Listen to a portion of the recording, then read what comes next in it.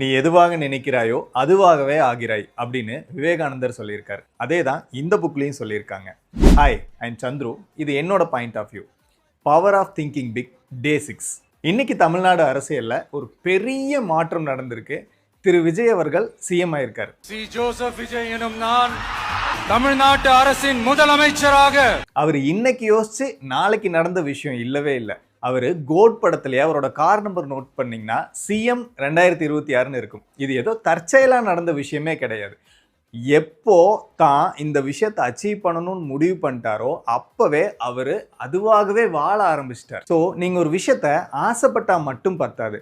நீங்கள் எதுவாக மாறணும்னு நினைக்கிறீங்களோ அதுவாகவே உணர ஆரம்பிச்சிடணும். இப்போ உதாரணத்துக்கு நீங்கள் ஒரு பாடி பில்டர் ஆகணும் அப்படின்னு முடிவு பண்ணிட்டீங்கன்னா கண்ணாடி முன்னாடி நின்று நீங்கள் ஒரு பாடி பில்டராக இருந்தால் எப்படி இருக்கும் அப்படின்னு நல்லா உங்களை நீங்களே பார்க்கணும். அதே நீங்கள் வெயிட் லாஸ் ஆகணும்னு முடிவு பண்ணிட்டீங்க அப்படின்னா நீங்கள் வெயிட் கம்மியாக இருந்தால் எப்படி இருக்கும் அப்படிங்கிறத கண்ணாடி முன்னாடி நின்று பாருங்கள். ஒரு பெரிய பிஸ்னஸ் மேன் ஆகணும்னு ஆசைப்படுறீங்கன்னா ஒரு பிஸ்னஸ் மேன் எப்படி இருப்பாங்க அப்படிங்கிறத இப்போவே உணர்ந்து வாழ ஆரம்பிங்க. So you become what you think. Day 7ல் பார்க்கலாம்.